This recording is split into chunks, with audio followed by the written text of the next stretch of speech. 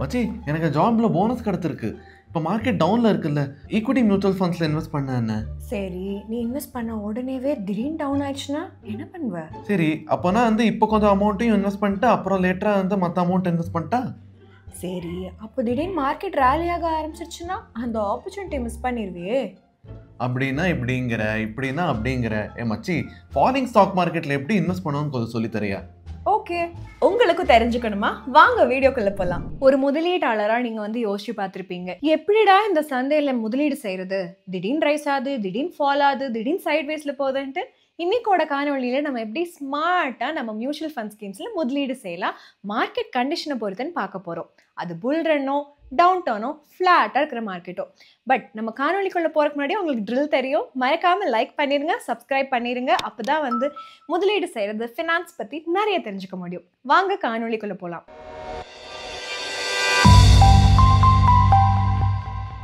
மார்க்கெட்டோட மூவ்மெண்ட் பத்தி பார்க்கலாம். அது மேலே போதோ கீழே போதோ இல்லை எங்கேயுமே போகாமல் இருக்கோ, மியூச்சுவல் ஃபண்ட் முதலீட்டாளர்கள் ஒரு பயத்தில் தன்னுடைய எஸ்ஐபி, அதாவது சிஸ்டமேட்டிக் இன்வெஸ்ட்மெண்ட் பிளான்ஸை நிறுத்திடுறாங்க. ஃபார் எக்ஸாம்பிள், அக்டோபர் 2024 மார்க்கெட் ரொம்ப வாலட்டைலாக இருந்திருக்கு. எஃப்ஐஐயோட ஹெவி எக்ஸிட்னால இந்தியன் பங்குச்சந்தையிலேருந்து கார்பரேட் ஏர்னிங்ஸ் வீக்காக இருந்திருக்கு. நிஃப்டி 50, பிஎஸ்சி சென்டெக்ஸ், ஒரு சைடில் நிஃப்டி 50, இன்னொரு சைட் பிஎஸ்சி சென்செக்ஸ் இண்டெக்ஸ் ரெண்டுமே ரொம்ப டம்பிள் ஆயிருக்கு. நிறைய வாட்டி ஸ்டீப்பாக ஃபால் ஆயிருக்கு. இந்த காரணங்கள்னால முதலீட்டாளர்கள் ரொம்ப காஷியஸாக இருந்திருக்காங்க. எஸ்ஐபி ஸ்டாப்பேஜ் ரேஷியோ 300% அதிகமாயிருக்கு. ஸோ ஒவ்வொரு எஸ்ஐபி ஸ்டார்ட் பண்ணதுக்கும் 3 எஸ்ஐபி க்ளோஸ் பண்ணிக்காங்க, இல்லைன்னா ஸ்டாப் பண்ணிக்காங்க.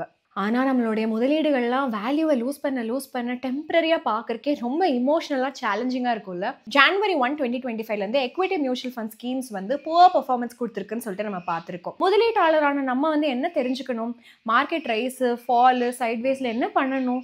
எஸ், அதெல்லாமே நடக்கும். பட் நம்ம வரி பண்ணிக்க வேண்டாம். ஒரு விஷயம் நான் சொல்கிறேன், மார்க்கெட் எப்போவுமே ஸ்ட்ரெயிட் லைனா மேலேயே போகாது. எல்லாத்துக்குமே வாழ்க்கையில் ஒரு சைக்கிள் இருக்கும். அதே மாதிரி தான் மார்க்கெட்டுக்கும் ஒரு அப் சைக்கிள் இருக்கும், ஒரு டவுனும் இருக்கும். உங்களுக்கு இந்த 2008 நடந்த குளோபல் ஃபினான்ஷியல் கிரைசிஸ் ஞாபகம் இருக்கா? இல்லை 2020 நடந்த கோவிட் கிராஷ் ஞாபகம் இருக்கா? இதெல்லாம் பிளாக் ஸ்வான் ஈவெண்ட்ஸ். மார்க்கெட் பயங்கரமாக ஃபால் ஆச்சு, பட் மறுபடியும் பவுன்ஸ் பேக் ஆகி மேலேயும் போச்சு. ஆனஸ்டாக ஒரு கிராஷ்க்கு அப்புறமா நம்ம நர்வஸாக இருக்கிறது நார்மல் ஃபீலிங் தான். நம்ம என்ன நினைப்போம்னா, ஐயோ இன்னும் ஃபால் ஆயிடுச்சுன்னா என்ன பண்ணுறதுன்னு சொல்லிட்டு ஃபேர் ஃபீலிங் தான். பட் இதை பற்றி நம்ம வரி பண்ணியிருக்கணுமா? ஒரு ரகசியம் நான் உங்ககிட்ட சொல்கிறேன். சப்போஸ் நீங்கள் மார்க்கெட் டவுன் டர்னில் எஸ்ஐபியில் முதலீடு செஞ்சுருக்கீங்க எக்விட்டி ஃபண்ட்லனா, உங்களோட இன்வெஸ்ட்மெண்ட் போர்ட்ஃபோலியோ கண்டிப்பாக பெனிஃபிட் ஆகும். எப்போ ஸ்டாக் மார்க்கெட் மறுபடியும் ரேஸ் ஆக ஆரம்பிச்சிச்சுன்னா, நீங்கள் உங்களோட எஸ்ஐபியை கோவிட் கிராஷ் 2020 நடந்தப்ப கண்டினியூ பண்ணியிருந்தீங்கன்னா, நீங்கள் லோவர் மார்க்கெட் லெவல்ஸில் வாங்கியிருப்பீங்க. அதனால சிக்னிஃபிகண்டா நல்ல கெயின் பண்ணிருப்பீங்க மார்க்கெட் ரேலியாக ஆரம்பிச்சதுக்கு அப்புறமா. சிமிலரா மார்க்கெட் பீக்ல நீங்க வாங்கினீங்கன்னு வச்சுக்கோங்களேன், முதலீட்டாளர்கள் ரொம்ப பாசிட்டிவா இருப்பாங்க, ஃபியூச்சர் சூப்பரா இருக்கும் மார்க்கெட்டுக்குன்னு சொல்லிட்டு. நிறைய முதலீட்டாளர்கள் என்ன பண்ணுவாங்கன்னா, ரொம்ப ஹெவியா முதலீடு செஞ்சிருவாங்க கிராஷ் நடக்கிறதுக்கு முன்னாடி. ஸோ லம்சம் அமௌண்ட் நீங்க முதலீடு செஞ்சிருந்தீங்கன்னா சிக்னிஃபிகண்டா ஒரு போர்ஷனை லூஸ் பண்ணவும் நேரி இருக்கும். ஃபார் எக்ஸாம்பிள், நீங்க ஒரு லம்சம் அமௌண்ட்டை கோவிட் கிராஷ்க்கு முன்னாடி நீங்க கரெக்டா முதலீடு செஞ்சிருந்தீங்கன்னா உங்களோட போர்ட்ஃபோலியோ ஆல்மோஸ்ட் 40% கம்மியா இருக்கும் வெறும் மாதங்களுக்குள்ள. பட் நீங்க ஒரு ஹை ரிஸ்க் முதலீட்டாளராக இருந்தீங்கன்னா ஒரு பிக் ரிஸ்க் எடுக்கிறதுக்கு கண்டிப்பா யோசிப்பீங்க. ஒரு லம்சம் அமௌண்ட்டை போட்டுடலாம் அப்படின்னு சொல்லிட்டு இருப்பீங்க. இது ஒரு கேம்பிள்ங்க, சரிங்களா? மார்க்கெட்ஸ் எப்ப வேணா டர்ன் அரவுண்ட் ஆகலாம், இன்னும் கொஞ்சம் கூட ஃபால் ஆகிறக்கும் வாய்ப்பு இருக்கு. பட் திங் இஸ், ஈவெண்ட்ஸ் எல்லாம் ரொம்ப அன்பிரெடிக்டபிள்.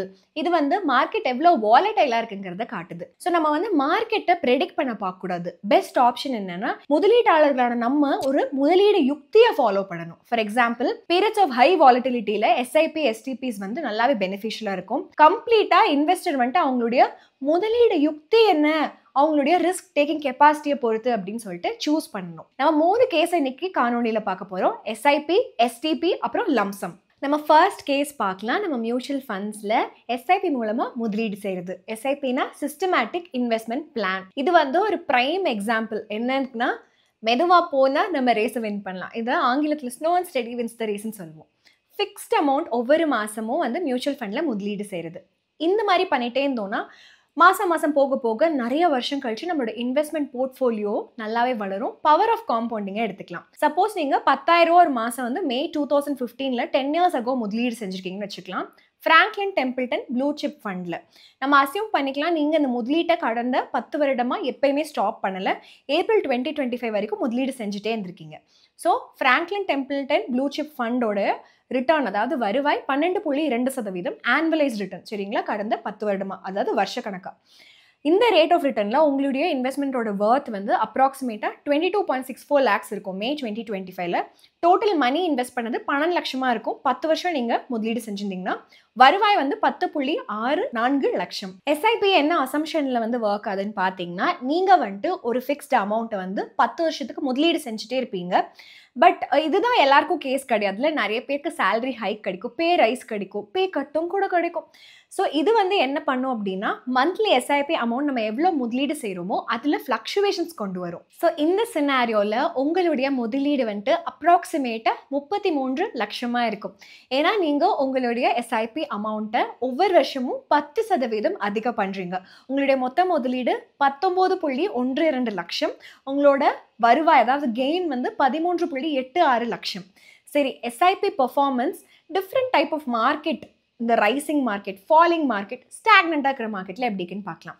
பங்குச்சந்தை ஃபால் ஆகிட்டு இருந்துச்சு. ஃபார் எக்ஸாம்பிள் 2015 to 2025 பங்குச்சந்தை வந்து ஹெவியாக ஏர்லி 2020 ஃபால் ஆச்சு COVID-19னால. ரீசன்ட் ஸ்லோ டவுனும் இருக்குது பங்குச்சந்தையில் அக்டோபர் 2024 ஏன் அப்படின்னு பார்த்தோன்னா, ஜியோ பாலிட்டிக்கல் அன்சர்டன்டி அதிகமாக இருக்குது, நிறைய ஃபேக்டர்ஸ் இருக்குது. முதலீட்டாளர்கள் வந்துட்டு இங்கே முதலீடு செஞ்சுட்டே இருந்திருக்காங்க. ஏன் அப்படின்னு பார்த்தீங்கன்னா, மார்க்கெட் ஃபால் ஆகும்போது நம்ம வந்து எக்விட்டி மியூச்சுவல் ஃபண்ட்ஸோட அதிக யூனிட்ஸ் எடுக்க முடியும் கம்மி மார்க்கெட் லெவலில். அதாவது ஆவரேஜ் பையிங் ப்ரைஸை வந்து கம்மி பண்ண முடியும். இது பேர் தான் ரூபி காஸ்ட் ஆவரேஜிங் சொல்லுவோம். ஒரு எடுத்துக்காட்டோட இதை புரிஞ்சுக்கலாம். சப்போஸ் நீங்கள் 10,000 ரூபா மியூச்சுவல் ஃபண்ட் யூனிட்ல முதலீடு செய்கிறீங்க, NAV வந்து 100 ரூபா. அதாவது நீங்கள் வந்துட்டு 100 யூனிட் பை பண்ண முடியும். சப்போஸ் NAV வந்துட்டு சேமாக இருந்தது வருஷம் பூரா அப்படின்னா உங்களுக்கு ஒரு வருஷத்தில் 1200 யூனிட் கிடைக்கும். சப்போஸ் மார்க்கெட் வாலிட்டிலிட்டினால NAV மியூச்சுவல் ஃபண்ட் ஸ்கீமோடது ஃபால் ஆகுது சில மாதங்களுக்குன்னு வச்சுக்கோங்க. பட் நீங்கள் முதலீடு செஞ்சுட்டே இருக்கீங்க. இந்த டேபிளில் நான் காட்டுற மாதிரி, ஓகேங்களா? ஸோ உங்களுக்கு எவ்வளோ யூனிட் கிடைச்சிருக்கும்? 1266 யூனிட் கிடைச்சிருக்கும் 1200க்கு பதிலாக. பட் உங்களுக்கு 1200 யூனிட் தான் கிடைச்சிருக்கும். சப்போஸ் சந்தை வந்து சைட்வேஸாக இருந்துச்சுன்னா, நான் ஸ்டாக் மார்க்கெட் வந்து ரேலி ஆகும்போது உங்களுடைய வருவாய் வந்துட்டு பெட்டராக இருக்கும். ஏன்னு பார்த்தீங்கன்னா, நீங்கள் நிறைய யூனிட்ஸ் வந்து வச்சுருப்பீங்க.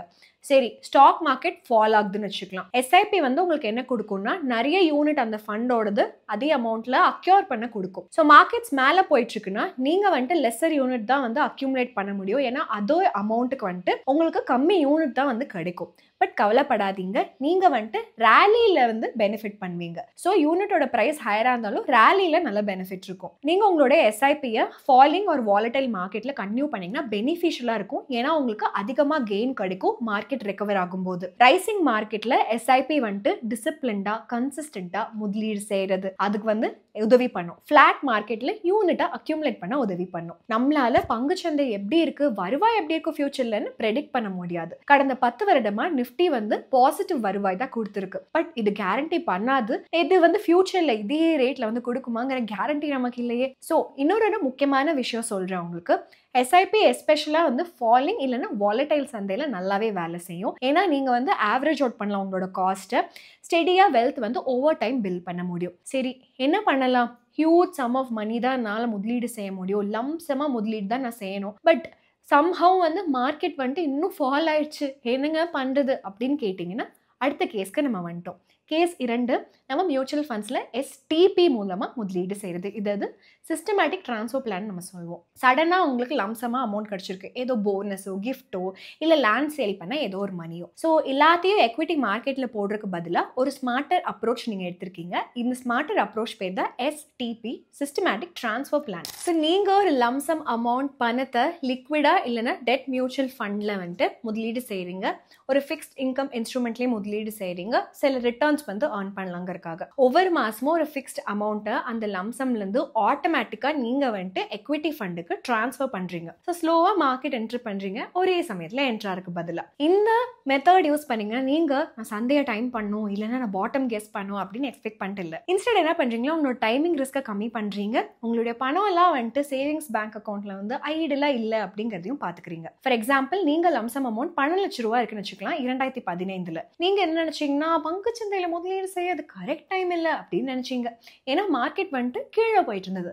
ஸோ நீங்கள் என்ன பண்ணீங்க, உங்களுடைய என்டையர் 12 லட்சத்தை ஃப்ராங்க்லின் இந்தியா கவர்மெண்ட் செக்யூரிட்டிஸ் ஃபண்டில் முதலீடு செஞ்சீங்க. இந்த ஃபண்ட் 5.65% ஒரு வருஷமும் 10 வருஷத்துல வந்து ரிட்டர்ன் கொடுத்துருக்கு ஆஸ் ஆஃப் March 31, 2025. ஒவ்வொரு மாசமும் நீங்க 10,000 ரூபாய் அதுல இருந்து எடுத்து அந்த அமௌண்ட்டை ஃப்ராங்க்லின் டெம்பிள்டன் ப்ளூ சிப் ஃபண்ட்ல முதலீடு செய்றீங்க. இந்த ஃபண்ட் 12.20% ஒரு வருஷத்துக்கு வருவாய் கொடுத்திருக்கு March 31, 2025 படி. இந்த ரேட்ல dead mutual fund, blue chip fund என்ன ரிட்டர்னுக்கு வந்து முதலீட்டாளருக்கு என்ன ரிட்டர்ன் கிடைக்கும்னு பார்க்கலாம். உங்களுடைய முதலீடு 10 வருஷத்தோட எண்டில் 27.26 லட்சமா இருக்கும். அதாவது நீங்க வந்து 12 லட்சம் ரூபாய் எஸ்டிபியில முதலீடு செய்றீங்க. உங்களுடைய மொத்த வருவாய் 2025ல 15.26 லட்சமா இருக்கும். ஒரு குயிக் ரிமைண்டர் சொல்றேன், நீங்க ஈஸியா உங்களோட சிஸ்டமேட்டிக் டிரான்ஸ்ஃபர் பிளான் இல்லைன்னா சிஸ்டமேட்டிக் இன்வெஸ்ட்மெண்ட் பிளானை க்ரோ ஆப் மூலமா செட் பண்ணிக்கலாம். எஸ்டிபிஸ் வந்துட்டு நல்லா எப்போ ஒர்க் ஆகும், ஃபாலிங் இல்லைன்னா வாலடைல் சந்தையில. ஏன்னா நீங்க வந்துட்டு உங்களோட பர்ச்சேஸ் காஸ்ட்டை ஆவரேஜ் பண்றீங்க. ஸ்டெடியா ரிட்டர்ன்ஸ் வந்து உங்களுக்கு டெட் மியூச்சுவல் ஃபண்ட்ல இருந்தும் கிடைக்குது. ஒரு போனஸ் சொல்லட்டா, ஒன் டைம் பிக் பேமெண்ட் வந்து இது நல்ல ஆப்ஷனா இருக்குமா? ஒரே அமௌண்ட், ஃபுல் அமௌண்ட் ஒரே தடவை மார்க்கெட்குள்ள போட முடியுமா அப்படின்னு யோசிச்சிங்கன்னா அதுதான் அடுத்த கேஸ் என்னன்னு பார்க்கலாம். அடுத்த கேஸ் வந்து லம்சம் அமௌண்ட்டை மியூச்சுவல் ஃபண்ட்ல முதலீடு செய்யறது.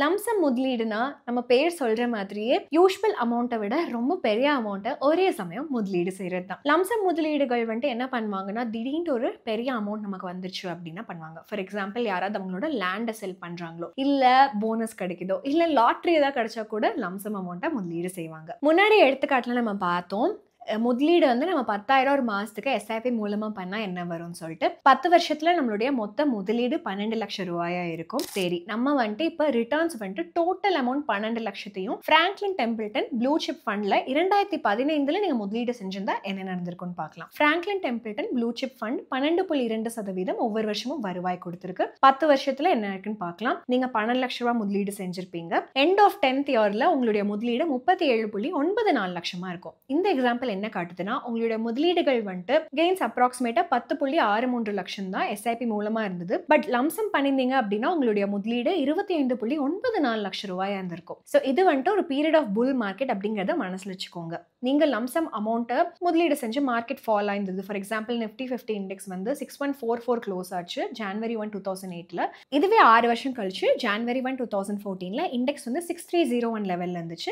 கெயின் வந்து 2.5% தான் 6 வருஷத்துல. இந்த பீரியட் ஆஃப் 2008 வந்து சப்ரைம் மார்ட்கேஜ் கிரைசிஸ் நடந்துட்டு இருந்தது. இந்த பீரியட் புவர் வருவாய் கொடுத்திருக்கு. ஈஸியா ஒரு முதலீட்டாளரை இம்பேஷண்ட் ஆக்கியிருக்கும். அதுக்கும் மேல இந்த 6 வருஷம் Nifty 50 இண்டெக்ஸ் வந்து ஆல்மோஸ்ட் 60% ஒரு பாயிண்ட்ல கம்மியா இருந்தது. ஸோ நீங்க 12 லட்சம் ரூபாய் வந்து January 1, 2008ல முதலீடு செஞ்சிருக்கீங்க. ஆனா மாச கடைசியில உங்களோட போர்ட்ஃபோலியோ 60 லட்சம் ரூபாய் லாஸ், அதாவது 7 லட்சம் ரூபாய் லாஸ்ல இருந்துச்சுன்னா எப்படி இருக்கும்? ஈஸியா நம்ம வந்து வரி ஆயிரும். அதனால என்ன பண்ணுவோம், இனிமேல் முதலீடே செய்ய வேணாம்னு விட்டுருவோம். ஸோ ரேஷியோ லம்சம் அமௌண்ட்ல என்ன அப்படின்னு பார்த்தீங்கன்னா, இந்த எக்கனாமிக் ஸ்லோடவுனோட பீரியட்ஸ் வந்து ரொம்பவே இம்பாசிபிள், நம்மளால ப்ரெடிக்டே பண்ண முடியாது. ஸோ பேசிக்கா ஒரு லம்சம் இன்வெஸ்ட்மெண்ட் பண்ணிக்கோன்னா பிக்கஸ்ட் கன்சர்ன் வந்து மார்க்கெட் டவுன் டர்ன் ஆயிடுச்சுன்னா அவ்வளோதான். ஸோ டைமிங் மார்க்கெட் வந்து இம்பாசிபிள் நமக்கு தெரியும். பட் லம்சம் முதலீடு வந்து ஜென்ரலாக ஏன் வந்துட்டு ஒரு ரைசிங் அண்ட் புல் மார்க்கெட்டில் சூட்டபிள் நமக்கு இப்போ தெரிஞ்சிருக்கும்னு நினைக்கிறேன். ஸோ நீங்கள் வந்து இன்னைக்கோட காணொலியில் எஸ்ஐபினா என்ன, எஸ்டிபினா என்ன, லம்சம்னா என்ன, இந்த முதலீடுகள் எப்படி வேலை செய்யுதுன்னு புரிஞ்சுட்டு இருப்பீங்கன்னு நினைக்கிறேன். ஸோ நீங்கள் எதை சூஸ் பண்ணுவீங்க? நம்ம வந்துட்டு எஸ்ஐபி, எஸ்டிபி, லம்சம் முதலீடுகளில் நமக்கு என்ன தேவையோ அதை பொறுத்து, அப்புறம் ஃபினான்ஷியல் சுச்சுவேஷன் என்னவோ, மார்க்கெட் அவுட்லுக் என்னவோ, நம்ம ரிஸ்க் டாலரன்ஸ் என்னவோ அதை பொறுத்து நம்ம முதலீடு செஞ்சுக்கலாம். நீங்கள் ஒரு சேலரிட் இண்டிவிஜுவல்னா ஸ்டெடி இன்கம் கிடைக்கும். எஸ்ஐபி சூப்பராக இருக்கும். இன்வெஸ்டிங் டிசிப்ளின் கொண்டு வரும். நம்ம ரூபி காஸ்ட் ஆவரேஜிங்கோட பெனிஃபிட் எடுத்துக்கலாம். டைமிங் ரிஸ்க்கை ரெடியூஸ் பண்ணிக்கலாம். நம்மளோட எடுத்துக்காட்டில் 10,000 ரூபா மாதத்துக்கு 10 வருஷத்துக்கு 12.2% பார்த்தோன்னா இன்வெஸ்ட்மெண்ட் 12 lakhs 22.64 lakhs அதிகமாக இருக்குது. 10.64 லட்சம் உங்களுக்கு வந்து வருவாய் கொடுத்துருக்கு. பட் உங்ககிட்ட ஒரு லார்ஜ் சம் ஆஃப் மணி இருக்கு, மார்க்கெட் வந்துட்டு ஒரு புல் ஃபேஸ் என்டர் ஆகுதுன்னு சொல்லிட்டு நீங்க நம்புறீங்கன்னா லம்சம் முதலீடு வந்துட்டு நல்லாவே நமக்கு வருவாய் கொடுக்கும். நம்ம பார்த்த கேஸ்ல 12 லட்சம் ரூபாய் 37.94 லட்சமா க்ரோ ஆயிருக்கு. 25.94 லட்சம் வருவாய் கொடுத்திருக்கு. இந்த யுக்தியை நீங்க ஃபாலோ பண்ணீங்கன்னா டைமிங் ரிஸ்க் ரொம்பவே அதிகமா இருக்கும். புவர் என்ட்ரி பாயிண்ட், அதாவது 2008 கிரைசிஸ்ல பண்ணியிருந்தீங்கன்னா உங்களுடைய போர்ட்ஃபோலியோ ரெட்டா இருந்திருக்கும். பல வருடங்களுக்கு நம்மளோட பொறுமையோ நம்மளுடைய எமோஷனையோ பயங்கரமா சோதிச்சிருக்கும். நிறைய பேர் பங்கு சந்தையில முதலீடு செய்வேன்னு குவிட் பண்ணிப்பாங்க. STP ஒரு மிடில் கிரவுண்ட் கொடுக்கும் இந்த யுக்தி. இது வந்துட்டு மாடஸ்டா நம்ம ரிட்டர்ன்ஸ் டெப்ட் ஃபண்ட்ல இருந்து முதலீடு எடுத்துக்கலாம், ஸ்லோவா எக்விட்டி மார்க்கெட்குள்ள என்ட்ரி பண்ணிக்கலாம்.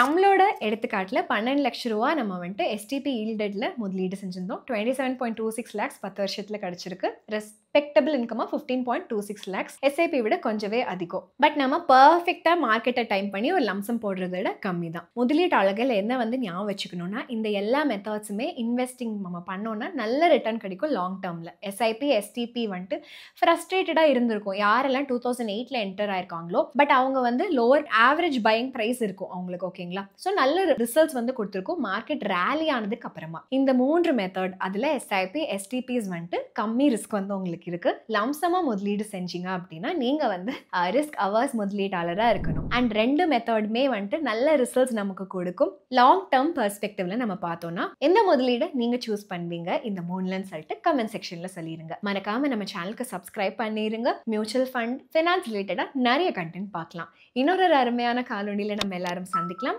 அது வரைக்கும் நன்றி, வணக்கம்.